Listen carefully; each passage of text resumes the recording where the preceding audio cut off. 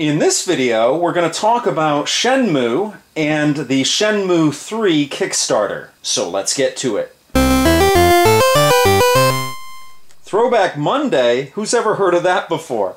Well, considering that the Shenmue 3 Kickstarter ends in 4 days, I thought it would be a better idea to actually do this video a little bit earlier than doing it on Thursday when there would only be a day left in the Kickstarter. As it stands right now, there are 4 days left for the Kickstarter of Shenmue 3. Now, from time to time, I will do video game reviews on this channel. I've already done one, and that was of Rule of Rose around Halloween in 2014. I will have some more coming up, but again, this channel focuses mostly on tech, so this is a rarity. But I thought it was important since there was a lot of controversy surrounding the Shenmue 3 Kickstarter. A lot of people took issue with the fact that Sony is going to be supporting this game, and Kickstarters are known for being crowd-funded projects. Now, in my opinion, it doesn't matter if Sony is involved or not involved at all. I think the Shenmue 3 Kickstarter should be supported, and this entire controversy, in my opinion, is way overblown.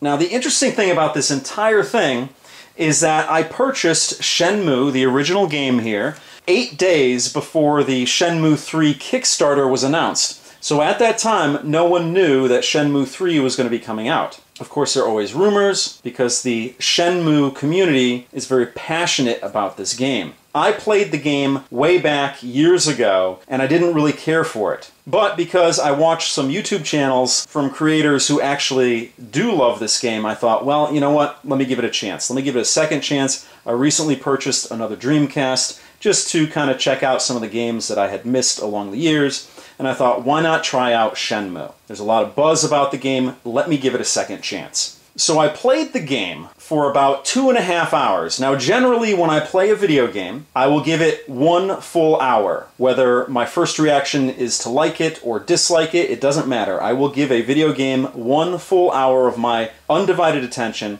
just to see if it's something that I'd like to play, continue to play, or even complete. So I gave Shenmue, the original game here, that 1 hour. And not a whole lot happened in that first hour, because the pacing of this game is incredibly slow. So I thought, okay, I'll give it another hour. So I gave it another hour, and again, I wasn't sold on the game. So I thought, okay, at that point in the game, I had to find sailors. Now, that sounds strange, and you can chuckle when the main character is going around town asking about sailors, but when you have something that's culturally different the way it was originally intended, I kind of steer clear away from laughing at those kind of things because the intent wasn't there. Anyway, I wanted to finish the section where he was looking for the sailors because the first 2 hours of the game, there really is no combat at all that I can even remember. So I wanted to get into a situation where I knew that these sailors were being touted as rough and tough guys, and the main character, Ryu, in this game is a martial artist. So I thought, okay, at least let me get to the point where I meet up with the sailors. There's probably going to be an altercation there, and then I can at least, at that point, decide if I want to continue with the game or not. So I do get to that point. There is an altercation, and it's all quick-time events. So at the end of the day, my decision on Shenmue, the original, is that it's a game that's not for me. I don't enjoy it at all, so I'm just going to quit playing the game. So after that 2.5 hours of playing this game, do I still support the Shenmue 3 Kickstarter? Yes, I do. Now, why is that? Well, just because something isn't for me doesn't mean it's bad. It just means it's not for me. Shenmue, my experience with this game, it's a life simulator. You do a lot of mundane tasks, you talk to a lot of people, you do a lot of different things within the game that you wouldn't necessarily do in other games. Think of it as you stepping into the shoes of another human being and walking them through their entire day. The story in Shenmue is driven by the fact that Ryu's father was murdered, and he actually saw the murder happen, so he knows who did it. But his quest is to find the people who are responsible, because they vanished after the night that they killed his father. So there's a little bit more intrigue in this game than just a regular life simulator. But the vast majority of this game is taken up by doing menial tasks, walking around, asking people questions, trying to find out where the people who are responsible for his father's death are and where he can get to them. In a normal game, you have a lot of action, and then you have a small amount of maybe dialogue or maybe managing your inventory or whatnot. In this game, it's totally in reverse. The majority of the game is your dialogue, your interactions with people, and action is just a small part of the game. Now, I would imagine that because you can actually do other things than QuickTime events in this game, you can throw kicks and punches and whatnot. So I would imagine later in the game things pick up, the action will pick up. But it's a very slow burn. The pacing on this game is incredibly slow, and again, I invested 2.5 hours into it, and I just couldn't bring myself to continue on the journey of Shenmue. Nothing grabbed me. The story didn't grab me. The activities that I do didn't grab me.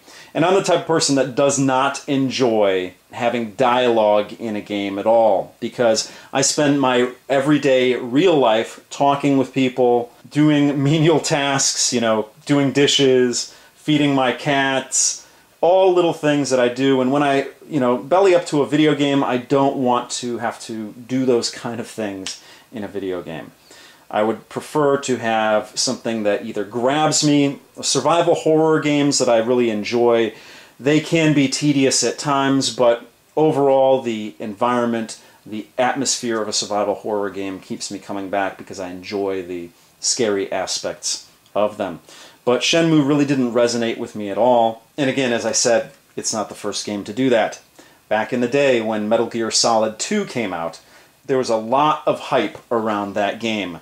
So I thought, okay, this must be a good game. I've got to try it out. I tried out Metal Gear Solid. I do love stealth, but there's way too much talking in Metal Gear. And that's not what I want to spend my time on when I'm playing a video game. At the same time, Metal Gear Solid 2 came out. One of the Final Fantasy games came out. And I had always seen these great Final Fantasy commercials on TV, and it just really always wanted me to play those games. So a new Final Fantasy had come out, and I really don't know which one it was at this time, but it was around the same time that Metal Gear Solid 2 came out. So I thought, I'm going to give this Final Fantasy a try. And again, I gave it, I don't know, about an hour or so, and I just couldn't get into it. I prefer to play my games instead of watch my games. And again, this is not a slight on these games because they have a huge audience out there of people who love them.